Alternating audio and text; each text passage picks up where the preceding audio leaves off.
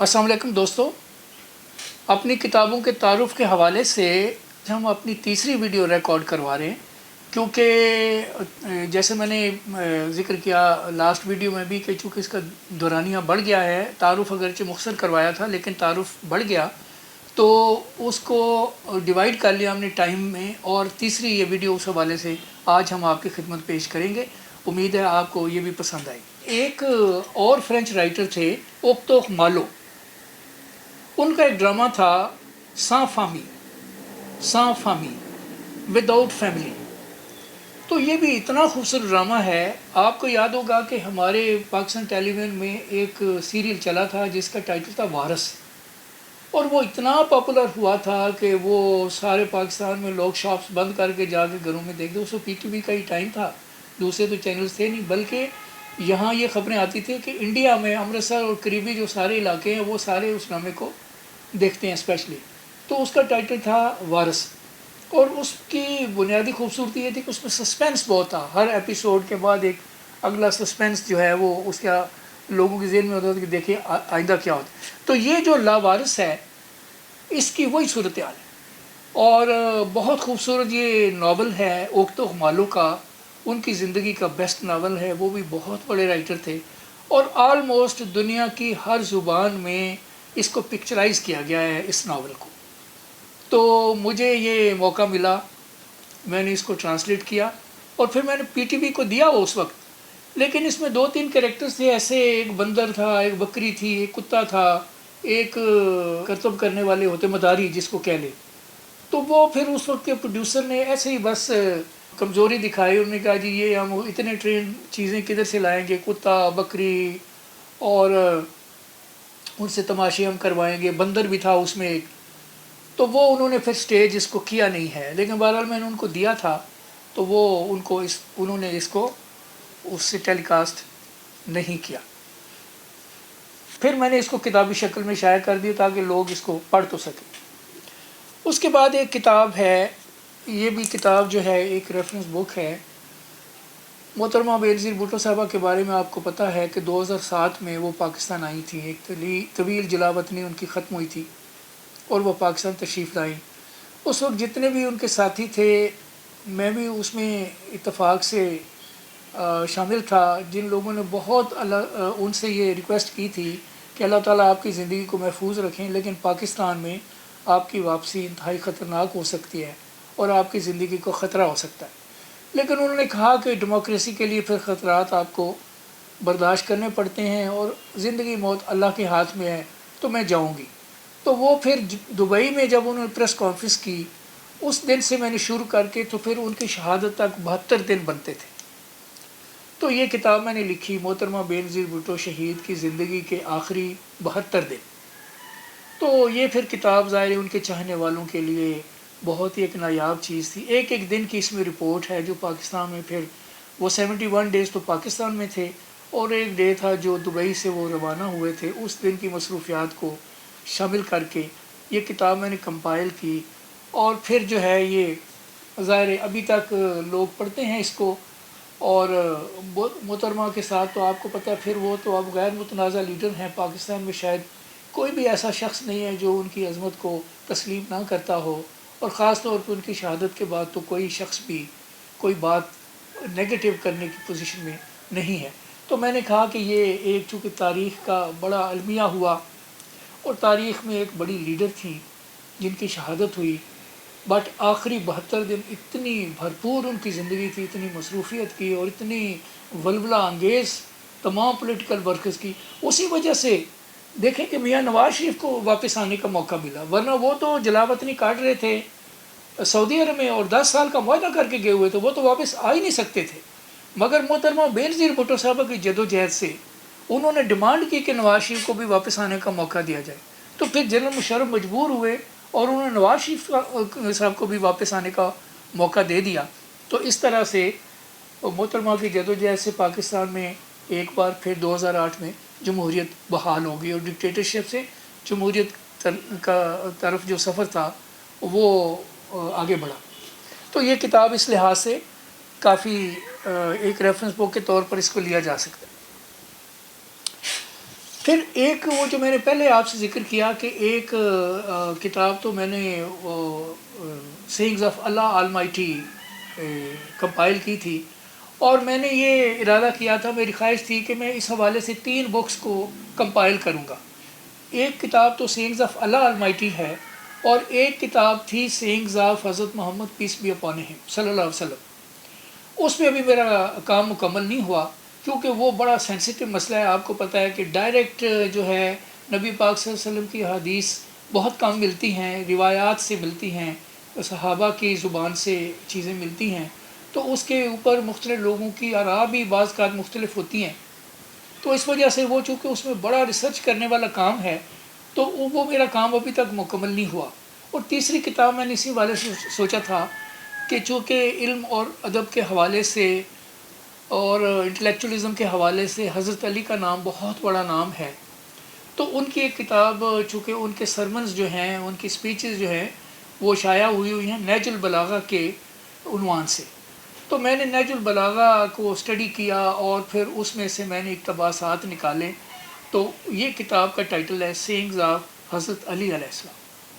تو یہ کتاب جو ہے وہ پھر ایک حصہ اس کا بھی میں نے جیسے بولا باقی ہے، وہ ہے نبی پاک صلی اللہ علیہ وسلم کی فرمودات سے متعلق، اس پہ ابھی کام مکمل نہیں ہوا۔ تو وہ انشاءاللہ وہ پھر ایک سیٹ مکمل ہو جائے گا، sayings of Allah Almighty, sayings of حضرت محمد صلی اللہ علیہ وسلم، اور سینگز آف حضرت علی علیہ السلام۔ تو یہ کتاب جو تھی پھر یہ کب شائع ہوئی تھی جی؟ یہ کتاب شائع ہوئی 2010 میں۔ تو یہ میں آپ کو بتانا چاہ رہا ہوں۔ پھر چونکہ ایک بڑی بھرپور زندگی، جیسے میں نے شروع میں بھی ذکر کیا، اللہ تعالیٰ نے مجھے اتنے بے شمار مواقع دیے کہ بہت ہی بھرپور قسم کی زندگی مجھے گزارنے کا موقع ملا۔ تو پھر جو لوگ مجھے جانتے تھے انہوں نے بہت مجھے اصرار کیا کہ آپ ایک آٹو بایوگرافی بھی لکھیں اپنی، کیونکہ اس میں بڑے ایسے واقعات ہیں جو بڑی دلچسپی کا سبب ہیں لوگوں کے لیے، ایک اسٹوڈنٹ لائف سے لے کے ایوان بالا تک پہنچنے کی سٹوری، اور اس کے بعد پھر مساوات اخبار، پھر ڈیلی اب تک نیوز پیپر، پھر بزنس کے معاملات، پھر نجی معاملات، پھر اور چیزیں۔ تو جو مجھے دیکھتے تھے کہ بھی کس طرح کی ایکٹیویٹی میں کرتا رہتا ہوں، تو انہوں نے کہا کہ ایک آٹو بایوگرافی آپ لکھیں۔ اور سب سے زیادہ تو یہ میری بیگم کی یہ ڈیمانڈ تھی کہ آپ جو کچھ بھی آپ کے تجربات ہیں وہ آپ اس کو قلم بند کریں اور شائع کریں، تاکہ آنے والی نسلوں کو یہ پتہ چلے کہ جد و جہد کے ذریعے سے انسان کہاں سے کہاں پہنچ سکتا ہے، اور کون کون سے مراحل طے کر سکتا ہے جو بظاہر ناممکن نظر آتے۔ تو پھر میں نے اس پہ کام کیا، اور اللہ تعالیٰ نے کامیابی مجھے دی۔ تو 2012 میں یہ میری کتاب شائع ہوئی، اس کا ٹائٹل ہے بھلوال سے ایوان بالا تک۔ تو بھلوال چونکہ میرا آبائی علاقہ ہے، اس کو میں نے بنیاد بنایا، چونکہ وہاں سے میں نے آغاز کیا تھا اپنی جدوجہد کا۔ پھر پارلیمنٹ کے اپر ہاؤس میں پہنچ گیا، اس کو ایوان بالا کہتے ہیں۔ تو میں نے اس کا ٹائٹل ایگزیکٹلی وہی رکھا۔ اس کے درمیان 2012 تک کے جتنے واقعات تھے وہ میں نے اس میں قلم بند کیے اور اس کو شائع کر دیا۔ اور ویسے میں نے اس کے آخری حصے میں یہ لکھا کہ 2012 کے بعد جو واقعات رونما ہوں گے اس کو میں شامل کر لوں گا اس میں ایک نئے چیپٹر کی شکل میں۔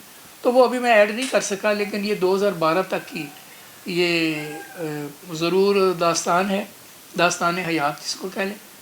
تو یہ بصورت بہت لوگوں نے مجھے انکریج کیا اس حوالے سے، اور اس کو بڑی تعداد میں لوگوں نے خرید کے پڑھا۔ پھر ایک کتاب تھی، یہ بھی ایک تاریخی کتاب تھی، کیونکہ ذوالفقار علی بھٹو بھی ایک بہت بڑی شخصیت ہے پاکستان کی تاریخ میں، اور کوئی ان کا نام جو ہے، ان کے ساتھ جتنے زیادتیاں ظلم ہوئے، ان کی شہادت بھی ہوئی، لیکن اس کے باوجود لوگ ان کو بھولے نہیں، اور ان کو آج بھی یاد رکھا جاتا ہے، بلکہ آج بھی سیاست جو ہے ان کے نام کے ارد گرد گھومتی ہے۔ اور پاکستان پیپلز پارٹی کے لوگ بھی جب کوئی اپنی ماضی کی کریڈیبلٹی کا ذکر کرتے ہیں تو اس میں ذوالفقار علی بھٹو کے سر سیرا جاتا ہے، ایک نئی سیاست پاکستان میں متعارف کرانے کے حوالے سے۔ تو انہوں نے اپنی زندگی میں مختلف لوگوں سے کورسپونڈنس کی، ان کو لیٹرز لکھے۔ تو یہ میں نے کمپائل کیے لیٹرز ان کے، اس میں بڑی اہم شخصیات کے نام ان کے خطوط ہیں۔ جب وہ اسٹوڈنٹ تھے اور کیلیفورنیا میں تھے، اس وقت بھی انہوں نے قائد اعظم محمد علی جناح صاحب کو ایک خط لکھا تھا۔ وہ خط بھی اس کا حصہ ہے۔ پھر انہوں نے جب وہ آخری دور چل رہا تھا کہ ان کی جو پی این اے کی تحریک تھی ان کے خلاف، تو اس وقت مفتی محمود کے نام بھی ان کے خط ہیں۔ پھر وہ ان کی کال کوٹری میں سے انہوں نے خط لکھا فرانس کے پریزیڈنٹ یسکار دستان کو، وہ بھی خط اس میں شامل ہے۔ ایک پھر بڑا طویل خط انہوں نے محترمہ بینظیر بھٹو صاحبہ کی سالگرہ پہ ان کو کال کوٹری سے، یعنی موت کی کوٹری سے تحریر کیا، وہ بھی تاریخ کا ایک حصہ ہے۔ اس میں پوری دنیا کی ہسٹری کو انہوں نے کھنگال کے رکھ دیا ہے۔ حالانکہ وہ تو جیل میں تھے، مگر ان کی میموری اتنی زیادہ تھی کہ انہوں نے دنیا کے تمام معاملات کو اس کے اندر ڈسکس کیا ہے، اور یہ بڑا نایاب لیٹر تھا ان کا۔ تو میں نے اس میں بہت سارے خطوط جمع کر کے تو اس کو کتابی شکل میں کمپائل کیا، اور پھر یہ کتاب تو دوسرا ایڈیشن 2019 میں چھپا، پہلا تو 99 میں یہ چھپ گیا تھا۔ لیکن یہ بھی ایک تاریخ کا حصہ ہے، ایک طالب علم جو ہے تاریخ کا مطالعہ کرنے کے شوقین، ان کے لیے یہ بڑی ایک یوزفل بک ہو سکتی ہے۔ یہ کتاب ہے جی میری 20ویں کتاب ہے۔ یہ ابھی چند ماہ پہلے یہ شائع ہوئی تھی، اس کی تقریبات بھی ہوئیں۔ اس کا ٹائٹل ہے خلافت کے آغاز سے خلافت کے اختتام تک۔ اب اس میں 4 خلافتیں ہماری اسلامی تاریخ میں گزری ہیں۔ خلافت راشدین ہے، پھر خلافت بنو امیہ ہے، پھر خلافت بنو عباس ہے، پھر خلافت عثمانیہ ہے۔ تو یہ ٹوٹل ہسٹری ہے کچھ 1330 برس کی، یہ اسلامی ہماری تاریخ ہے۔ تو چونکہ ہماری نوجوان نسل کو اتنا پتہ نہیں، اور انفارچونیٹلی ہمارے نصاب کی کتابوں میں بھی بہت معمولی ایسا ذکر کیا جاتا ہے ہماری اسلامی تاریخ کے حوالے سے، تو میں نے ضروری سمجھا کہ یہ بھی ہمارے اوپر ایک قرض ہے۔ ایک ہسٹری کا اسٹوڈنٹ ہونے کے ناطے، میں نے تو ہسٹری میں ماسٹرز کیا، میں نے پولیٹیکل سائنس میں ماسٹرز کیا، میں نے فرینچ میں ماسٹرز کیا، تو میں نے دنیا بھر کی جو ہسٹری پڑھی ہوئی تھی، تو بڑی شاندار ہسٹری ہے ہماری اسلامی ہسٹری میں، لیکن ہمیں پتہ نہیں ہے، چونکہ اس وجہ سے ہم بعض کا شرمندہ رہتے ہیں۔ ایسے ہیروز ہماری نظر میں وہ بن گئے ہیں جو یورپینز ہیں، جو کہ مسلمانوں نے جن کو ناکو چنے چبائے ہوئے تھے، اور جو ان سے اس قدر خوفزدہ ہوتے تھے۔ ایک زمانہ تھا دوستوں، میں آپ کو عرض کر رہا ہوں کہ 21 یورپین کنٹریز کے اوپر اوٹومن امپائر تھی موجود، مسلمانوں کی حکومتی خلافت عثمانی، یعنی آپ سمجھ لیں کہ چھوٹا سا حصہ دنیا کا باقی رہ گیا تھا جس کے اوپر مسلمان حکمران موجود نہیں تھے، ورنہ 5 بر اعظموں کے اوپر ان کی حکومت تھی۔ اور یہ نصیب کسی کو بھی نہیں ہوا، اگرچہ برٹش امپائر بہت بڑی امپائر رہی، پر اتنی بڑی امپائر وہ بھی کبھی نہیں رہی جتنی ہماری خلافت عثمانیہ تھی۔